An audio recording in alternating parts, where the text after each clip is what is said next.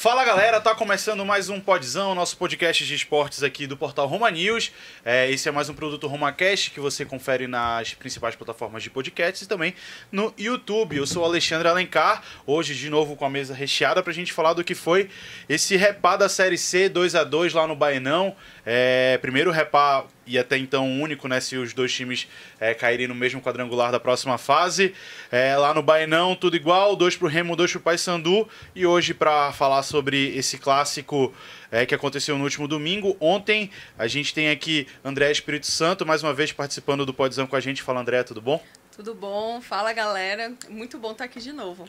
Arlen Thiago do Futebol Paraense, mais uma vez nessa parceria com o Podzão. E aí Arlen, beleza? Fala Alexandre, beleza? Fala aí galera, tudo bom? Acompanhou de perto ontem, lá de dentro do gramado praticamente, né, o clássico. E Júnior Cunha aqui do portal Roma News, nosso parceiro também, que tá aqui todas as semanas falando do futebol paraense, bater um papo, né, sobre esse clássico repá, Júnior. É isso, fala Alexandre, André e Arlen, para você que nos ouve, também nos assiste, bora lá falar sobre esse clássico que foi cheio de emoção. É um clássico muito igual, muito disputado, né, o primeiro tempo, tanto que o resultado demonstra bastante isso, né. O Remo sai na frente, pega o empate, faz o segundo gol, leva o empate também. Algumas polêmicas, um jogo de torcida única por ter sido lá no Baenão. A torcida lotou, né? Menos de 24 horas depois do anúncio de venda de ingressos, todos os bilhetes já tinham sido vendidos para as arquibancadas, camarotes e cadeiras do Baenão. E um jogo que foi a estreia do Gerson Guzmão, pelo lado do clube do Remo. Na semana passada a gente falava de quais eram os protagonistas dos times e acabou que teve lei do ex, teve ex-goleiro do Remo defendendo o pênalti. Queria saber de vocês qual que foi o destaque de vocês para esse jogo. Vai ter gente que vai falar das falhas do Vinícius, vai ter gente que vai falar se foi, o gol estava impedido, se não estava, se foi mão, se não foi, do Marlon. Quem que começa aí abrindo os trabalhos? Vai, André. Essa missão, né, de falar desse jogo. Bom, clássico sempre é clássico, né? A gente conseguiu ver ontem que os times estavam dispostos, assim. Claro que o Remo, eu vi um Remo que tentou levar perigo até por estar jogando em casa, foi pra cima, mas o Paysandu soube se defender até o momento certo. Teve aquela questão do pênalti, que isso aí eu vou deixar pra vocês comentarem melhor. Esse pênalti aí do Remo. Mas eu acho que realmente o que se destaca mais foram as falhas, né, os destaques, né, foram as falhas do Vinícius, né, que chama muita atenção, porque ele é o ídolo da torcida.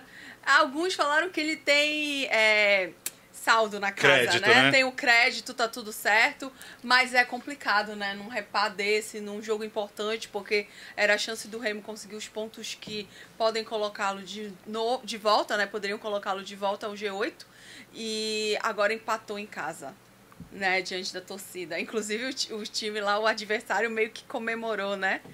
Comemorou um empate de alguma forma. Teve a provocação, né, no final do jogo. Teve provocação e tudo. Então, eu acho que... Mas foi um jogo bom da gente assistir.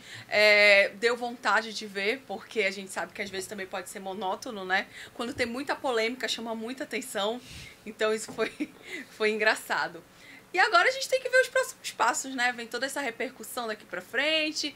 Terminou tudo igual, né? Na casa do adversário, no caso do Paysandu, pro Remo não foi muito agradável, mas pro Paysandu foi bom, né? Porque tá levando um ponto fora de casa, apesar de ter sido um jogo em Belém, era na casa do adversário.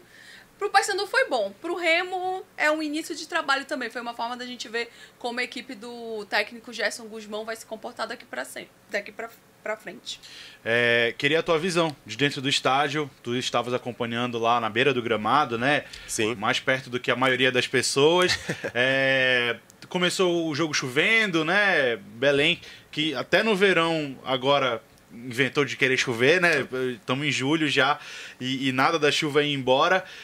Mas o que tu pudestes ver de comportamento da torcida, os torcedores do Paysandu provocando o Remo, dizendo que o Baenão ficou silenciado, que a torcida não vibrou.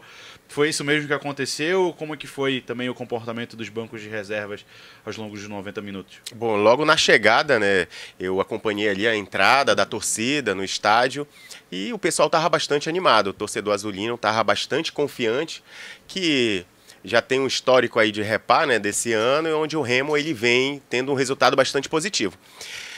Só que dentro do estádio a gente via também a torcida incentivando, motivando. Veio a chuva, né, para dar ali aquela famosa chuva da tarde em Belém do Pará, assim, sol, depois aquela chuva violenta, né? Enfim, no jogo, o que eu percebi foi 2 times bastante equilibrados, mas o Remo buscando o resultado, que estava jogando em casa diante da sua torcida. Então o Remo ele tinha a obrigação, entre aspas, de sair com o resultado ali, com a vitória. E é isso que a gente viu o Paysandu esperando ali o Remo, mas em momentos dava perigo ao time azulino, né?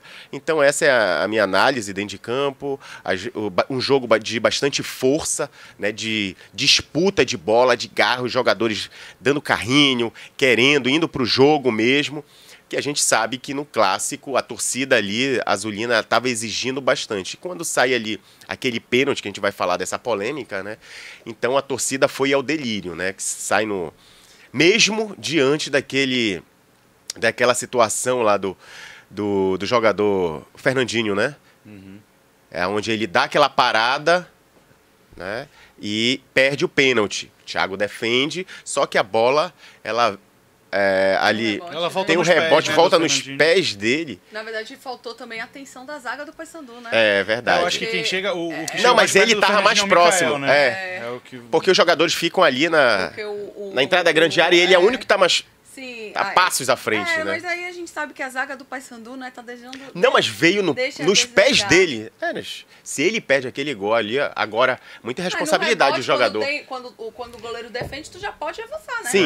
Aí já dava pro cara meter lá o 220 e vai. Mas porque a gente vê muito isso. E foi o que o Mikael tentou fazer, né?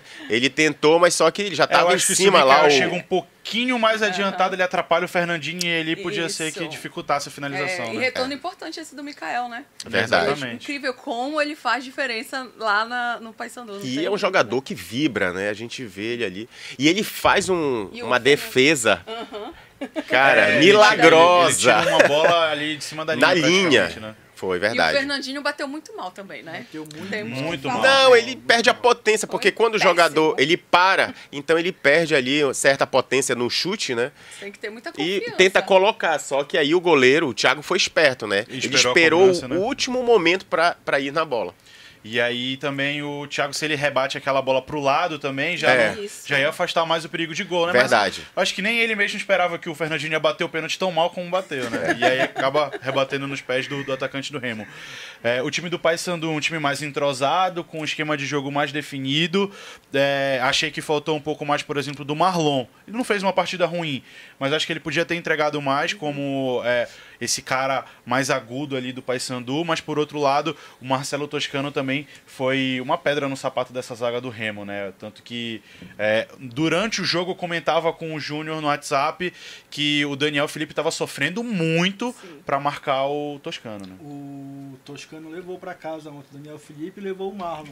No bolso. Foi com ele, bonitinho, porque não conseguiram segurar o Toscano. Ele parece que tá se soltando já, né? Se soltando. Começando a mostrar que a gente tá acostumado a ver. E eu não vi o Marlon tão sumido assim. Para mim, os 3 caras do Paysandu no primeiro tempo foram Toscano, saindo muito da área para ajudar essa jogada pelos lados.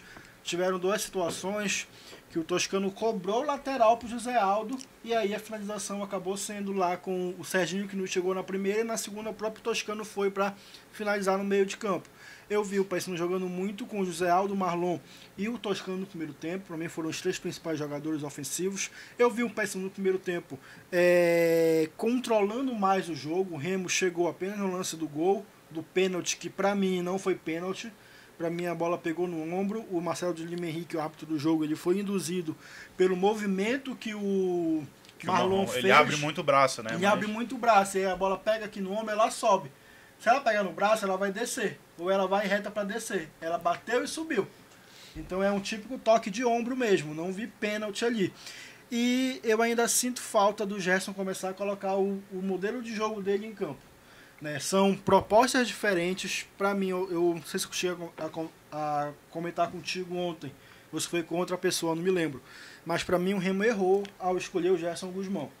Porque é uma proposta de jogo diferente do Bonamigo. O Bonamigo é um time que priorizava ter a posse de bola, é um time que pegava essa bola e conseguia trabalhar. O Gerson não. No Botafogo era um time muito reativo, é um time que se defendia muito e saía para o contra-ataque. E aí o Remo tem peças para propor o jogo. Tem Jean Patrick, tem Que Albano, sumiu, né, ontem. tem Anderson Paraíba, que não tá jogando. Não tá jogando. Aí tu vai pro ataque. Tem Neto, Bruno Alves, tem Rodrigo Pimpão, que também não tá jogando muito bem. Tem o próprio Fernandinho. E aí ele deixa 2 homens de meio de campo no banco e joga com o Fernandinho centralizado. Não dá para entender. O Fernandinho não é meia. A pessoa que inventou o Fernandinho de meia, não sei o que ela tinha na cabeça. Apesar dele já ter jogado nessa posição, né? Mas não é a posição de origem dele. Tu jogar é uma coisa. É. Tu fazer a função é completamente diferente. Exatamente. Né? Então o Fernandinho não consegue fazer. E aí tu deixa o Albano no banco, tu deixa o Anderson Paraíba no banco, jogadores que têm como principal característica a criação de jogada. E aí o Remo perde ofensividade. É um time que o Gerson tentou ontem povoar o meio de campo para segurar o Paysandu e não conseguiu. O Remo ficou sem saída de bola. O Remo foi um time que chutou muito para frente para o Vanilson brigar com a zaga do Paysandu. Perdeu muitas das vezes, porque não tinha aproximação. Ele segurava a bola, a zaga conseguia pegar porque não tinha ninguém para jogar com ele. Então, assim, eu sinto falta ainda do Gerson botar o trabalho dele em campo. Hoje, neste momento, eu considero que o Remo fez a escolha errada por treinador. Saiu de um perfil ofensivo com o Bonamigo para trazer um técnico de perfil completamente oposto. O cara que prioriza mais a marcação para sair em função do adversário. Acho que eles olharam muito pra tabela, né? Olharam pra tabela e pra preferiram tabela, tirar um técnico de um time que estava bem, né? Que ele estava conseguindo gerir, porque foi um time que ele montou, que estava com o jeito que ele queria, para trazer para cá para ver se dá um resultado. Só que até agora ele não conseguiu nenhuma vitória, né? Desde que ele estreou. E aí pesa. Pesa muito, né? Pesa porque o Remo já tá aí há 4 jogos sem vencer. vencer. Vai pegar o Lanterna na próxima rodada, fora de casa, tem obrigação de vencer. Ontem o Mirassol fez 6. Já a segunda goleada que o Atlético... A primeira foi do Paysandu na estreia, 5-0. Então, tá pesando pro Gerson. O Mirassol praticamente já tá garantida a classificação dele. Já, né? garantiu já. Pois é. E vamos falar então das polêmicas, né? Que não foram poucas. O Júnior já citou o pênalti a favor do Remo, né? Que na visão dele não foi pênalti. O Arlen tem uma imagem, né? Que já circulou aí pelas redes sociais, até do próprio futebol paraense, desse lance do Marlon. O Vinícius falhando. O Vinícius tem crédito para falhar da forma que falhou. Eu vejo ontem a partida dele como a pior dele com a camisa do Remo. E o jogo dele, as partidas dele vêm sendo ruins já nessa Série C, né? Contra o São José lá no Baenão também, ele tem defesas que são questionáveis, né? Mas que a torcida está acostumada a ver ele fazendo as defesas. E muita gente já começa a questionar a titularidade dele, a questão dele ter uma vida dupla ali como atleta e como vereador aqui na capital. Já está pesando a idade também, talvez. E muita gente já pedindo o Zé Carlos de titular ou então os outros 2 goleiros, né? Do Remo. O que vocês acham? Qual que é a opinião de vocês? Eu acho que o segundo gol, ok, né? Ali não tem como discutir, primeiro, né? Não, o segundo falha, né? O primeiro dá para contestar, porque a bola desviou no meio do caminho, né? E aí, na coletiva pós-jogo, o Gerson Guzmão diz que o time estava com um jogador a menos ali, que aquele rebote que o José Aldo pega era a marcação do Fernandinho, que estava fora de campo. O Vanilson também vai que nem pelada, né? Naquele lance, ele chega de primeira. E aí o José Aldo chuta, a bola tem um desvio, ela quica um pouco na frente do Vinícius, mas é uma defesa que o Vinícius, no auge da carreira, faria tranquilamente, acredito eu. Só que o segundo gol... Ali ele empurra a bola para dentro do gol, né, gente? Eu acho que foi muita competência. No caso do segundo gol, né? Eu acho que também foi muita competência, né? Esse foi do José Aldo, né? O primeiro foi o José Aldo, o segundo foi o Robinho. Robinho, isso. Esse segundo do Robinho, eu acho que foi muita competência. Tava tentando procurar aqui um tweet, né? De uma das pessoas que falou que o Vinícius, ele tava querendo... Era isso que eu tava querendo achar aqui. Tava falando justamente dessa questão do Vinícius, que parece que ele tava querendo agora o voto lá do outro lado, né? De vereador, tá porque já tinha lá já tem do Baenão, agora ele quer da Curuçu, né? De uma forma de ajudar. Porque é difícil ver o Vinícius errar. Ainda mais no Repá. A gente tem histórico do Vinícius tendo boas atuações no Repá. E chama muito em casa ainda, né? Em casa. Eu acho que ele também esperava mais... Eu não sei se ele estava esperando também uma ajuda do pessoal da zaga, se ele sentia um desconforto. Assim, desconforto que eu falo entre aspas, né, gente? Essa questão dele estar esperando alguma atitude da galera da zaga, né? O pessoal da defesa do Remo. E ele simplesmente não teve essa ajuda. E dessa vez ele falhou nos 2 gols, assim, de uma maneira que chama muita atenção. Em qualquer situação, o Vinícius teria defendido aquelas 2 bolas. No chute do José Aldo, que não foi nem tão forte. Bateu mal na bola do José Aldo. Ele já fez defesas dificílimas, defesas difíceis mesmo, de estar quase na linha e ele conseguiu pegar. E dessa vez ele nem chegou. Eu lembro assim. aqui de cabeça, acho que aquele jogo contra o Bragantino, que o Ricardo Capanema chutou uma bola num parazão dali da meia-lua, ela desvia e o Vinícius consegue ainda salvar o Remo nesse jogo. São defesas muito difíceis que ele está acostumado a fazer e que nesse ano, especialmente nessa Série C, as fáceis ele meio que está deixando passar, né? Eu penso diferente. O que acontece no primeiro gol, né, que ele pega, a bola desvia, né? E a trajetória dela, né, é muito pouco tempo de tu tentar, né, fazer a defesa, né? E ela vai bem no canto ali, bem próximo a tangenciando ali a trave, e ele não consegue alcançar a bola. Ele vai com as 2 mãos. Geralmente ali ele poderia ir com uma mão, né, esticar, mas ali não deu tempo dele pegar, né? Eu penso que naquele gol ali, né, eu acho que foi ali difícil. Eu penso que foi difícil, porque a gente pensa, né, que é fraco o chute, mas não, ele sai numa velocidade considerável, né? E quando desvia, né, torna-se mais difícil ainda. Agora, no segundo gol, né, a bola ali dentro da área, os goleiros geralmente ele fica esperando aquela bola do cruzamento, né, e na pequena área, geralmente eles fazem ali a proteção do primeiro pau, dentro da pequena área, e se der para ele defender, espalmar ou então tirar, ele faz isso se ela vier por alto, né? Como ela veio baixa, né, ele altura, vai... né? Ele já cai tentando encaixá-la. Nisso que ele tenta encaixar a bola, ela escapola e vai pro gol, né? É uma técnica que geralmente os goleiros utilizam, né, para defender todas as bolas, não fazer o rebote dentro da área, né? E ele tenta fazer isso. Só que ele tem a infelicidade, né, da técnica que ele ia utilizar ali, não deu certo, né? Encaixar aquela bola, e é onde ele joga para dentro, né? Porque se ele fosse... Ele poderia rebater, mas ela ia para dentro da área e poderia cair no pé do atacante do Paysandu. Mas ele tenta encaixar aquela bola, que em princípio estava fácil para ele, né? Só que aí ele não consegue fazer esse movimento de maneira correta e empurra a bola para dentro do gol, ocasionando o segundo gol do Paysandu, né? Ontem, depois do jogo, conversando com uma pessoa que estava lá no estádio, e aí essa pessoa me disse o seguinte... que o Vinícius está com problema e que ele não está rendendo nem nos treinos. Então aí fica a pergunta, até que ponto vai esse crédito que tu citou no início, né? Até que ponto vai esse crédito? Porque assim, eu vou fazer um paralelo aqui com a situação do Bonamigo.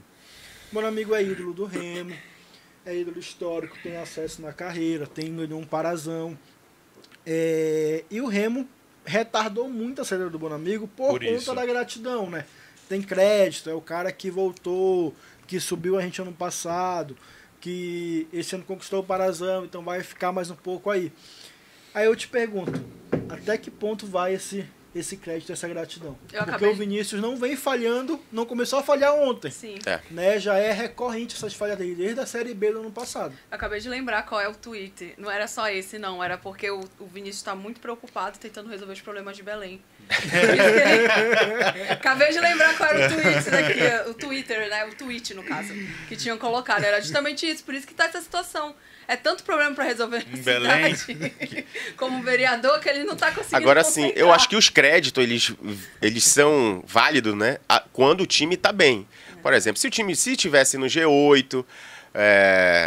Se não fosse um jogo importante, se não pois aí a torcida ela dá os créditos, né? Mas agora, como complicou a situação do Remo, né? Que vai para os próximos jogos pressionado. Então, esses créditos aí, eu acho que vai se esvaindo, né? Ainda tem a questão de a posição do goleiro ser uma posição muito delicada. O Paysandu foi o exemplo disso. O Thiago se machucou no início da temporada, manteve o Elias até o final do Parazão para iniciar a Série C com o Thiago.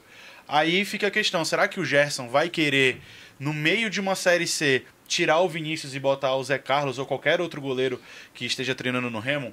O ponto é que... Além de tirar o fato de que o Vinícius é ídolo da torcida. Eu acho que ele não tira, não. O Vinícius vai continuar. Eu acho que ele não tira também, mas também tem um outro ponto aí, que é a questão de pressão. Né? O Zé Carlos, o Jorge Pazetti, o Igor Daruba, eles não têm ainda essa casca que tem o Vinícius. Né? De jogar com um baianão lotado, de jogar com uma camisa como a do Remo e sofrer essa pressão. O Thiago tinha. Quando o Thiago atravessou, ele já atravessou sabendo da pressão, porque ele pegou a pressão no Remo. O Elias, que assumiu no Paysandu, na vaga do Thiago, no Parazão, já sabia da pressão, porque jogou no passado no Paysandu. O Igor Darubi, né? Iago Darubi. Ele não passou por clubes de grande expressão. O Jorge Pazetti é novo, tem apenas 20 anos. E o Zé Carlos disputou um Parazão pelo Águia. Não pegou pressão ainda na carreira. Né? Então é complicado você fazer uma troca de goleiros assim, nessa atual situação que o Remo tá. E eu acho difícil mesmo tirar, porque apesar dele ter tido essas falhas agora, ele tem... A gente já falou, ele é um ídolo da torcida, ele é uma liderança no time. É difícil tu tirar. E a posição de goleiro é uma posição que só em situações extremas há uma troca. Só em situações extremas eles mexem, porque o goleiro é aquela pessoa que chega hoje vai estar lá treinando. Ele não, tá todo mundo em repouso, mas se ele puder, ele treina o tempo inteiro. E a gente tem essa informação que o Vinícius é um cara que está sempre procurando treinar. Ele é workaholic, né? Ele gosta, em trabalho, ele não quer, né? Inclusive o Thiago Coelho também. Ele é viciado, assim, ele gosta de, tipo... eu já escutei relatos falando, não, hoje eu tô de folga. Aí ele pega e diz assim, não, eu preciso ir pra lá treinar, eu tenho que treinar, não sei o que. Eu já tive essas informações já. Então, no caso do Thiago, um dia de jogo mesmo, quando o jogo é de noite, às vezes eles vão pro estádio, fazem uma movimentação de manhã pra manter aquele ritmo, né? O cara tem que estar ligado. Porque é uma posição, é a posição que é julgada, né? Por exemplo, a gente falou. Se falhar... Por exemplo, o Fernandinho não bateu bem o pênalti. Mas claro que o Thiago deve ter tido o mérito dele, porque ele soube esperar, soube ver o momento certo. Pra ele foi pro lado certo. Agora, se o Fernandinho ia bater fraco, ele não tem culpa, mas ele fez o papel dele, né? E assim, a gente vê goleiros sofrendo pressão, até ídolos de times com muito mais expressão do que Remo e Paysandu, por exemplo. O Cássio já passou por momentos de ter a titularidade discutida. Rogério Ceni, o Diego Alves no Flamengo, recentemente. O Santos frangou também no jogo contra o Santos no Flamengo, né? Pegou um gol que era totalmente defensável. E assim, a maioria deles... Vamos lá, se a gente for mais atrás. O Marcos no Palmeiras, né? Então, esses caras, a idade vai chegando e aí começam as falhas e a torcida já começa a plantar aquela sementinha, né? Correto. O contrato do Vinícius com o Remo tem mais 2 anos de contrato, né? Até o final do mandato dele, inclusive, como vereador. E aí fica essa questão. O cara tem contrato com o Remo, é ídolo, mas está num momento ruim. Chegou um técnico agora que a gente não sabe como que é a relação dele com o Vinícius. Enfim, são muitas pequenas questões que a gente tem que levar em consideração para saber se o Vinícius continua como titular do Remo ou não. Mas eu acho que agora, nesse momento, ele não vai trocar. Tem que ver eu não quero acreditar que o Vinícius está numa fase ruim, mas esses últimos jogos aí é complicado, né? Jogos importantes. Tem que ter uma preparação, na verdade, tem que sentir. Para ele sair, pelo que o Remo gosta de trabalhar, pelo que a gente vê, com essa questão de gratidão, eu acho que só se ele quiser. É igual a situação do Bonamigo. Ou em algum jogo se machucar. Não, o Remo vencendo semana que vem, eu acho que dá uma tranquilizada, aí volta a confiança, volta a autoestima, eleva-se, enfim. E é isso. O Volta Redonda foi antes do Floresta, né? Remo Volta Redonda, antes do Floresta. Exatamente. A decisão de saída do Bonamigo só foi tomada após a derrota lá no Rio de Janeiro. E aí trouxeram para Belém já prevendo que se perdesse pro Floresta ou empatasse, aí seria demitido. Até vencendo, ele seria demitido. Então, Assim, foi preciso resultados ruins para o Bonamigo poder ser demitido. Não foi só desempenho do Remo, né? Então é complicado. Queria aproveitar 5 minutinhos pra gente falar de um caso que pode acabar parando nos tribunais, né? Porque o Paysandu tem um vídeo, né, das redes sociais que mostram um canto homofóbico contra o Thiago Coelho, o goleiro do Paysandu, quando ele tá saindo, né? Não vou falar aqui quais são as palavras, porque enfim, né? Afinal de contas, já chega. E mais uma vez, um repá pode acabar nos tribunais, na justiça desportiva, por conta de homofobia. O Remo, na semana antes do clássico, reforçando muito nas redes sociais que homofobia é crime, racismo é crime, e que não era pra torcida fazer isso, mas mesmo assim, alguns torcedores, não foi o estádio inteiro, tá? Foi do lado ali onde o Thiago Coelho sai para ir pros vestiários. Isso. Mas mesmo assim foi registrado, né? Então, foi. E tem um detalhe que a torcida começou a jogar objetos também, sandália, copos, um escudo, né? De uma torcida organizada, né? E isso daí, e mais essas falas Remo, aí, né? E a gente acabou de sair de um mês que fala justamente sobre isso, né? Da luta contra o mês do orgulho, né? Da luta contra LGBTQI+, né? Então, a luta contra o preconceito, né? Exato. Dessa galera. Então, isso é muito chato, a gente ver uma situação dessa, né? E já aconteceu com o Nicolas jogando pelo Goiás ano passado na Série B. Agora com o Thiago. Teve o repá da final do Parazão também, que teve que acabar indo pra justiça, né? Objeto arremessado. E aí o Júnior acabou de me mostrar aqui um post do Fred Gomes, né? O executivo de futebol do Paysandu, reclamando das instalações do Baianão. A gente sabe que o Baianão, assim como a Curuzu, eles não têm condições de receber um clássico repá. Na Curuzu, pro Remo entrar no estádio, o Remo tem que passar no meio da torcida do Paysandu. Porque desce o ônibus na rua, ali na travessa, me ajuda com a localização, é o Chaco ou a Curuzu? Chaco. O Chaco é antes da Curuzu? Não, a Curuzu. Eles descem eles descem no Chaco. Descem no Chaco. Tá, desce no Chaco, que é por onde tem uma entrada de torcida, então é complicado. Descer ali tem que fechar a rua para poder entrar o time do Remo. Descer do ônibus e entrar, então já é complicado. No Baenão, o pessoal do Paysandu precisa ficar do outro lado das cabines de imprensa, perto da torcida. Então, para passar até chegar nesse local, tem que passar pelo meio da torcida.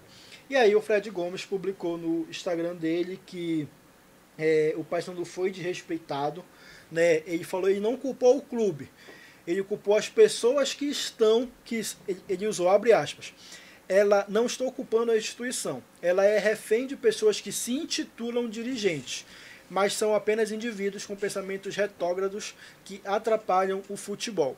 O ápice do desrespeito e falta de preparo dos profissionais, ele colocou entre aspas também, do clube adversário foi no intervalo da partida, onde necessitamos de escolta, e aí vale ressaltar a qualificação e competência da Polícia Militar e seguranças do Paysandu, que souberam administrar toda a situação da ida e vinda dos profissionais que precisavam se locomover até o nosso vestiário. Então aí o Fred mais uma vez reclamando, como o Fábio Bentinho reclamou do repá do Parazão lá na Curuzu, e enquanto o Mangueirão estiver fechado, vai ser isso, né? Vai ser toda vez vai ser isso. Porque não é a primeira vez que o Paysandu reclama. Não vai ser a última. Nem vai ser a última. Porque agora é jogo com torcida única, o Mangueirão não está pronto, ele só vai ficar pronto em setembro. Até lá vai ser assim. E na final do Parazão a gente teve uma funcionária do Remo sendo agredida com um soco no rosto por um funcionário do Paysandu, né? O cara foi afastado, já não tá mais no clube. Mas são cenas que, infelizmente, a gente tem que assistir e, pelo visto, vão ser recorrentes até que o Mangueirão esteja disponibilizado para clássicos repá, né? Porque vai ficar isso, um reclamando da hospitalidade ou falta de hospitalidade do outro. Eu penso que não deve ser a partir do momento que o Mangueirão... Não, mas são profissionais, né? São gestores que têm aí grandes responsabilidades, né? Que tem que essa questão não era para existir... Um do outro, né? Pois é. Não deveria existir tanto o apagão lá na Curuzu, que foi uma falta de respeito, tanto contra o Clube do Remo, contra os patrocinadores, anunciantes ali, né, final do campeonato e tal, e quanto agora do Remo, como o Fred Gomes aí falou e tal, da situação, a torcida xingando o Thiago, né, mas a torcida, a gente de certo modo, releva. Mas os profissionais que estão à frente dos clubes, eles têm que ter uma postura profissional, tem que resguardar ali o profissionalismo, né? E Não buscar... sabem o que é profissionalismo. Oi? Não sabem o que é profissionalismo. Infelizmente, né? Então, assim, talvez seja por isso que os times aqui estão na situação, né, que estão na terceira divisão e não conseguem galgar outras séries de maneira sólida, de maneira convincente, né? Infelizmente, né? Penso que isso deve ser mudado ali, a mentalidade, a postura daqui para frente.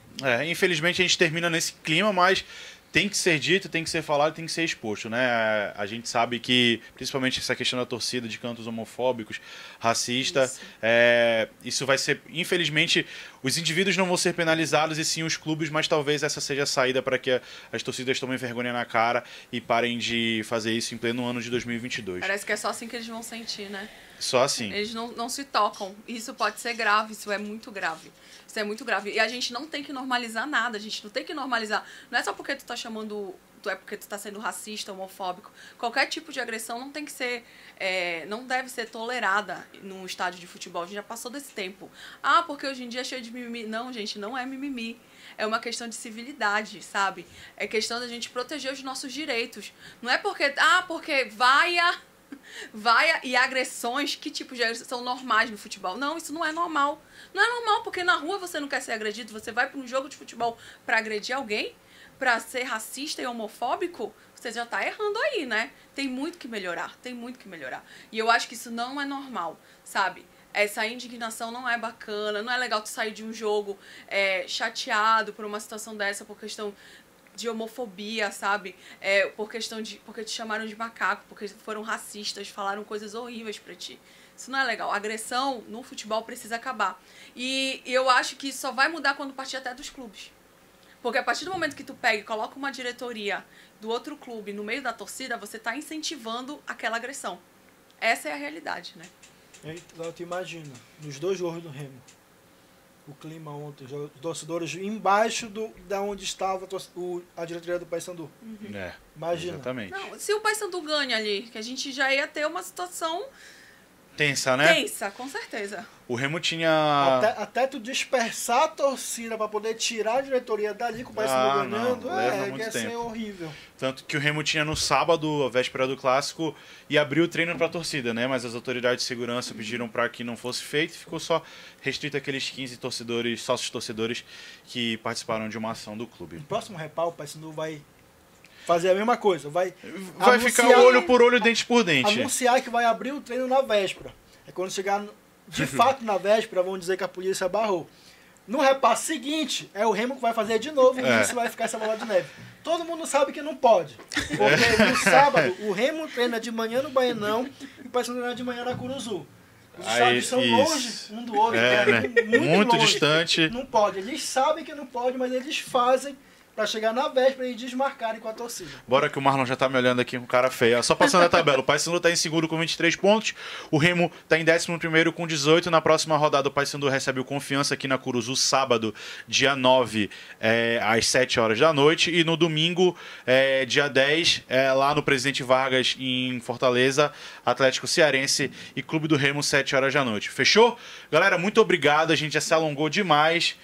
Cuidado aí quem for editar, viu? Tá bom? Valeu, semana que vem a gente volta. Entra lá no RomaCast, escuta os nossos outros podcasts, entra lá no YouTube. Essa semana vai estrear a programação toda de verão, tá? Então todos os nossos programas com essa temática de verão. Semana que vem a gente tá de volta na segunda-feira, porque a rodada se encerra no domingo para os times paraenses. Valeu? Um grande abraço, tamo junto.